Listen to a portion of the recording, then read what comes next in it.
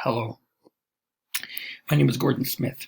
This video presentation is part of my submission to Carey Theological College for the position of Assistant Professor of Biblical Studies. It's with confidence that I believe my experience and education would be a support to Carey in their efforts to develop ministers and disciple UBC students. I have a blended education in theology and social work, completing doctorate religious studies and apologetics most recently. My online education, I think, informs me in how to address adult education principles.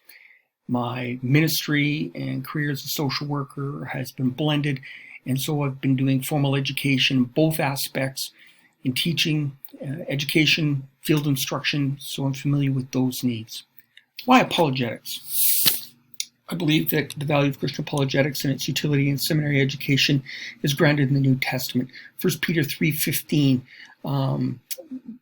Peter's exhortation to the Christian church in that area tells us of the importance of that, and to make a defense. And the word apologetics comes from that word defense, so it animates and it informs our education and understanding of apologetics. As well, Acts 17 depicts Paul in his oratory apologetic with the people in the Arab house, who how we knit together both what we recognize the teleological and the cosmological arguments as in an evangelistic effort, so that apologetics isn't just an esoteric craft or something lost in the ancient times, but it was a vocabulary of the New Testament, and it's also the vocabulary of today. So why is it important? Dr. Moreland talked about in an article that the North American church, people no longer have a belief in God as much as opinions about God, that there's gaps in knowledge in the Bible, and that's led to degrees of faith.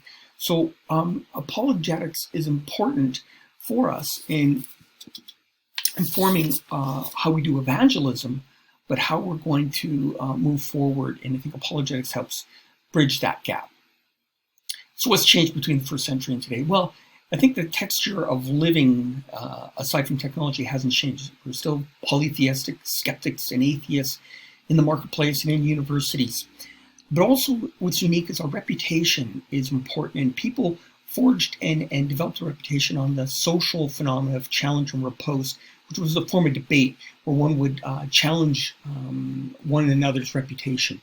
We see this come alive in Luke 20, where, of course, the givers of the law, makers of the law, posed a question to Jesus to test his heresy, or if he was civilly disobedient of paying taxes to Caesar. And of course, Jesus, in asking for the coin, divides that issue and makes it clear that while the two are connected, our obligations to society and civility of life may not necessarily be different than are reflected in our obligations to God.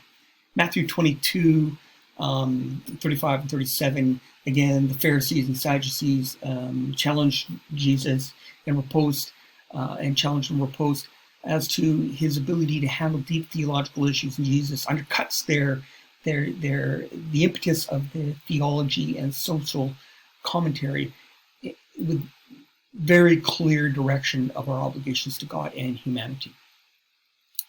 Challenge and riposte today, I think, shows up in the marketplace. It shows up on campuses. The debate of God's existence, as depicted in this small dialogue, is clear and it's common, and I think we recognize it. Peter tells us we need to be prepared to make a defense, but both Peter and Paul, I think, made it clear that it's not about winning the argument, but it's keeping the conversation alive, that we might win a soul. And I think that's what apologetics brings us to. So what's needed brings us back to Dr. Moreland's comments. So we need to address gaps in knowledge and degrees of faith. I believe there's a need for apologetics, again, to become a part of the vocabulary of every believer, as it was in the first century church. This will occur as pastors develop their own knowledge and their own skill in what apologetics is and how to integrate that into the ministries of their church.